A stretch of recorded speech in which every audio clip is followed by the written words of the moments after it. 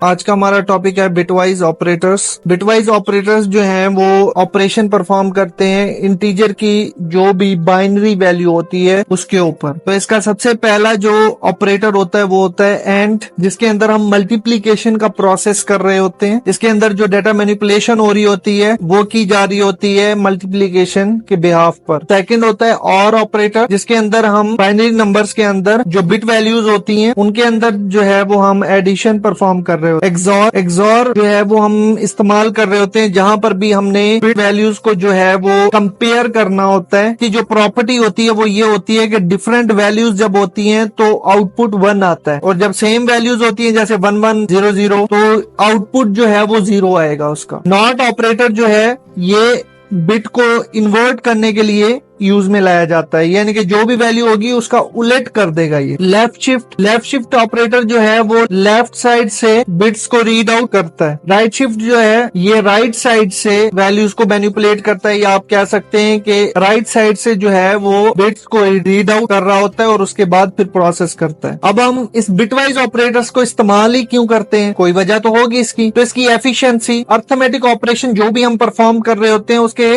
Comparatively bitwise operations हमारे जो होते हैं वो फास्टर होते हैं, क्योंकि इसके अंदर क्या होता है कि हम डायरेक्ट वैल्यूज को जो है वो मैनिपुलेट नहीं कर रहे होते, बल्कि उन वैल्यूज की जो बाइनरी वैल्यू होती है उसको हम मैनिपुलेट कर रहे होते हैं, और ये डायरेक्टली सपोर्टेड होता है प्रोसेस के। और सेकंड होता है मेमोरी मैनिपुलेशन। मेमोरी मैनिपुलेशन के अंदर जो है वो हम एक बाइट या ग्रुप ऑफ बाइट के अंदर से जो है वो स्पेसिफिक बिट्स को मैनिपुलेट कर सकते हैं। उसको चेंज करना है या जो भी हमने ऑपरेशन परफॉर्म करना है वो हम इजीली कर सकते हैं। जैसे कि सिस्टम प्रोग्रामिंग हो गई, हम ओएस वगैरह या इस तरह से जो भी सिस्टम प्रोग्राम बना रहे होते हैं उनके अंदर हम इनको इस्तेमाल करते हैं बिटवाइज ऑपरेटर्स को। डिवाइस ड्राइवर यानी कि जो भी डिवाइसेस के ड्राइवर्स वगैरह होते हैं उनके अंदर भी ये बिटवाइज ऑपरेटर्स इस्तेमाल हो रहे होते हैं, और नेटवर्क प्रोटोकॉल के अंदर भी। थर्ड है हमारा कॉम्पैक्ट कोड, जो कि बिटवाइज ऑपरेशंस को जो है एक सर्टेन टास्क को अचीव करने में मदद फराहम करता है। इसके अंदर हमें बहुत ज्यादा कोड लिखने की जरूरत नहीं पड़ती,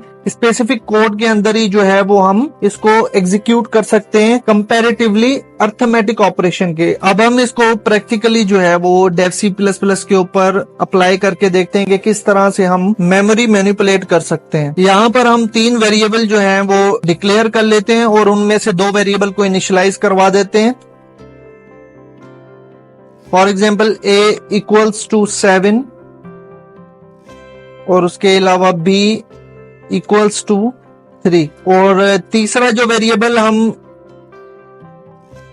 डिक्लेयर करेंगे वो होगा रिजल्ट। अब रिजल्ट के अंदर ही जो है वो हम a और b का प्रोसेस करेंगे। जैसे फर्स्ट हमारा जो बिटवाइज ऑपरेटर था वो था a, तो a एंड B।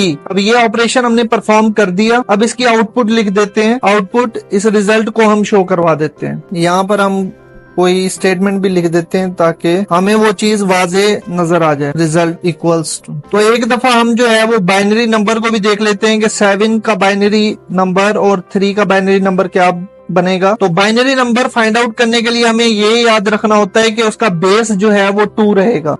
तो फॉर एग्जाम्पल 7 है,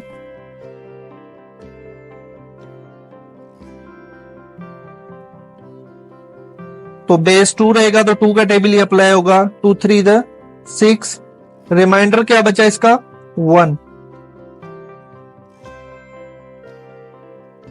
फिर 3 के ऊपर अप्लाई करेंगे 2 1 2, इसमें से रिमाइंडर क्या बचा 1 1 1 और 1। तो यहाँ पर हम 4 बिट्स जो हैं वो अप्लाई करते हैं, तो यहाँ पर 0 दे देते हैं। तो ये हमारी वैल्यू बन गई 7 की, और 3 की वैल्यू हम बनाते हैं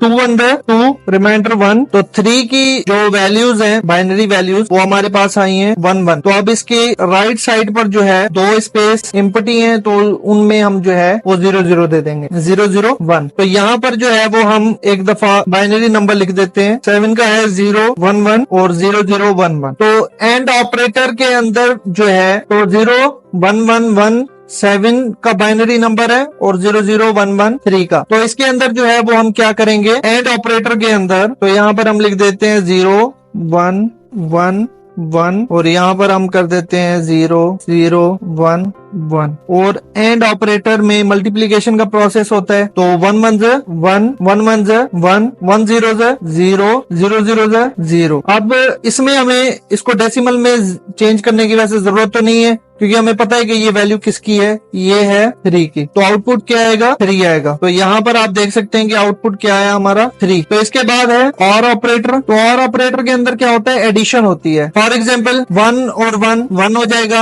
1 1 1 हो जाएगा, 1 0 1 हो जाएगा, 0 0 0 हो जाएगा। तो यानी कि जो 7 की बाइनरी वैल्यू है वो ही सेम आउटपुट में हमारी आ जाएगी। तो आउटपुट इसका क्या आएगा, 7। इसका आउटपुट आ गया 7। और ऑपरेटर के अंदर क्या होता है कि कहीं पर भी किसी भी वैल्यू के अंदर जब 1 एग्जिस्ट कर रहा होता है तो आउटपुट ऑटोमेटिकली 1 आ जाती है, बेशक उसके साथ 0 हो या ना हो। अगर 0 होगा भी तो उसका इम्पैक्ट इसके ऊपर नहीं पड़ेगा। तो इसके बाद है एक्सॉर। तो एक्सॉर के अंदर डिफरेंट प्रॉपर्टीज में आउटपुट 1 आता है, बाकी जब सेम वैल्यूज होती हैं तब आउटपुट 0 आ जाता है। जैसे ये 1 1 है तो यहाँ पर 0 आउटपुट आएगा, ये भी 1 1 है, ये भी 0 आउटपुट आएगा। तो ये 1 0 है, डिफरेंट है दोनों, तो यहाँ पर आउटपुट 1 आएगा, और ये दोनों सेम है तो 0 आ जाएगा। यानी कि 0 1 0 0। अब 0 1 0 0 को अगर हम कन्वर्ट करें 0 1 0 0, अब इसको जब डेसिमल में हमने कन्वर्ट करना है तो उसके लिए 2 की पावर देनी पड़ेगी हमें। तो वो स्टार्ट होती है लेफ्ट साइड से, तो यहाँ पर 2 की पावर 0, 2 की पावर 1, 2 की पावर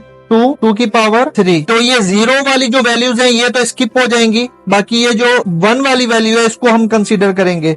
अब यहाँ पर 2 की पावर 2 है तो 2 टू द 4, 4 को जब हम 1 के साथ मल्टीप्लाई करेंगे तो रिजल्ट क्या आएगा, 4। तो यहाँ पर हमारी आउटपुट क्या आनी चाहिए, 4 आनी चाहिए। तो इसको एग्जीक्यूट करते हैं, हमारी आउटपुट क्या आई, 4 आ गई। एक्सॉर के बाद हम नॉट ऑपरेटर का इस्तेमाल करेंगे। उसका सैंपल हमने दिया है ए को, तो ए की वैल्यू हम कंसीडर करेंगे। ए की जो एक्चुअल वैल्यू है वो है 7 और उसकी बाइनरी वैल्यू है 0 1 1 1। नॉट ऑपरेटर हमने लगाया है तो इसको हम कन्वर्ट कर देते हैं 0, तो इसको हम चेंज कर देते हैं 1 0 0। तो ये ऑपोजिट हो गया इसके, लेकिन यहाँ पर लेफ्ट मोस्ट वैल्यू जो है वो इंडिकेट कर रही है कि ये हमारा नंबर क्या है, नेगेटिव है। तो इसके लिए फिर हम जो है वो 2 कॉम्प्लीमेंट्स का यूज करेंगे।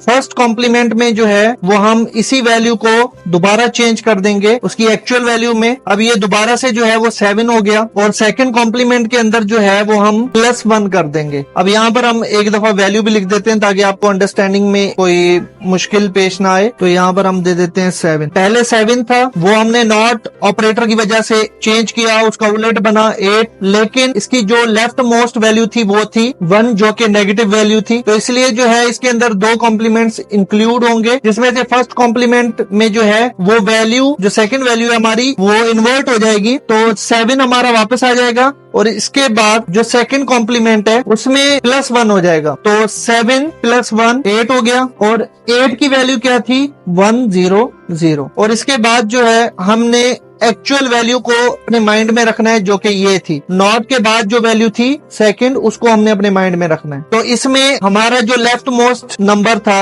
वो था नेगेटिव, तो यहाँ पर 8 वैल्यू तो आ गई हमारी, तो इसी 8 को जो है वो हम राइट करेंगे, लेकिन सेकंड वैल्यू के मुताबिक हमने इसको माइनस साइन दे देनी है। तो यानी कि अब जो आपका रिजल्ट आएगा वो क्या आएगा, -8। तो यहाँ पर जो हमारा रिजल्ट आया वो आ गया -8। यहाँ पर हमने फर्स्ट कॉम्प्लीमेंट अप्लाई किया था और यहाँ पर हमने सेकंड कॉम्प्लीमेंट अप्लाई किया था, और ये हमारा एक्चुअल रिजल्ट जो कि इनकी बेसिस पर बना है, लेकिन जो साइन की इंडिकेशन है वो हमारी एक्चुअल जो सेकंड वैल्यू थी उसके ऊपर है, तो इसलिए -8 आया। नॉट ऑपरेटर के बाद जो है वो हम इस्तेमाल कर रहे होंगे अभी लेफ्ट शिफ्ट ऑपरेटर का, जिसके अंदर एक ही वेरिएबल हमें चाहिए। तो इसके अंदर हम लेफ्ट शिफ्ट का सिंबल जो है वो भी लगा देते हैं, और इसके बाद वैल्यू दे देते हैं कि कितने 0 हमने ऐड करने हैं। हमने 1 0 ऐड करना है तो वो कर देते हैं।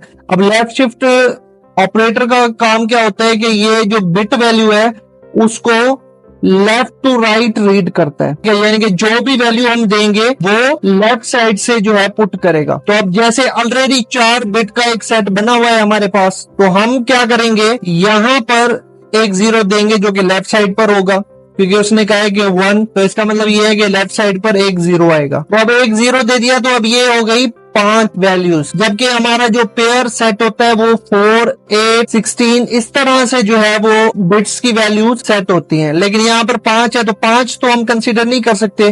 तो फिर क्या होगा, जब यहाँ पर 0 आएगा तो ये वाला 0 जो है वो आउट हो जाएगा, यहां से निकल जाएगा। तो यहां से जब वो 0 निकल गया तो अब ये हमारी वैल्यू थोड़ी चेंज हो गई। अब इस बाइनरी वैल्यू को अगर हम कन्वर्ट करें डेसिमल में तो क्या होगा, फॉर एग्जाम्पल हमारे पास वैल्यू है 1, 1, 1 और 0।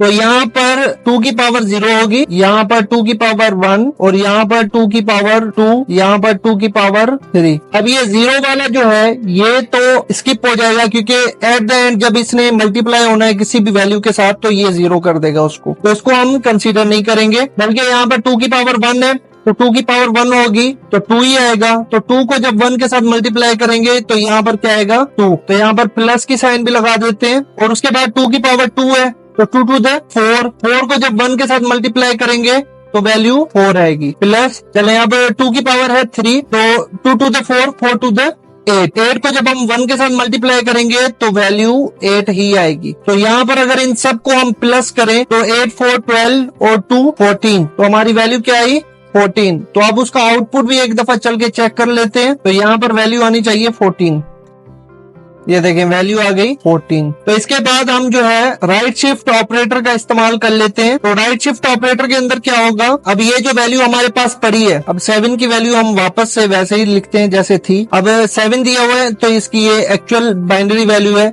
अब राइट शिफ्ट में क्या होगा कि वैल्यू जो रीड आउट की जाएगी वो राइट टू लेफ्ट की जाएगी। लेफ्ट शिफ्ट में क्या हो रहा था, लेफ्ट टू राइट की जा रही थी, और राइट शिफ्ट में क्या होगा राइट टू लेफ्ट। तो अब इसके अंदर क्या होगा कि इसके अंदर जो है वो हम एक 0 ऐड कर देंगे। तो अब यहाँ से हमने एक 0 ऐड किया तो ये 1 एक्स्ट्रा आ रहा है तो इस 1 को हम कर देंगे खत्म। अब आप देख सकते हैं कि वैल्यू क्या है 0, 0, 1, 1, तो यानी कि नीचे वाली वैल्यू के बराबर आ रही है। तो डेसिमल वैल्यू क्या बैठेगी इसकी 3, तो इसका जो आउटपुट है वो 3 आ जाएगा। ये देखें रिजल्ट इसका 3 आ गया। तो आज के लिए ये कुछ हमारे बिटवाइज ऑपरेटर्स थे। इनका एक टॉपिक जो कि बहुत इंपॉर्टेंट टॉपिक था, क्योंकि जब हम बाइनरी वैल्यूज की मैनिपुलेशन कर रहे होते हैं तो उसके अंदर हम स्पेसिफिक बिट को जो है वो चेंज कर पाते हैं with the help of bitwise operators. और अर्थमेटिक ऑपरेटर की निस्बत जो है ये काफी तेज होते हैं। इनके पास जो है एक सपोर्ट मौजूद होती है from processor. Thank you so much. Next video के अंदर जो है वो हम किसी और इम्पोर्टेंट टॉपिक को डिस्कस कर रहे होंगे।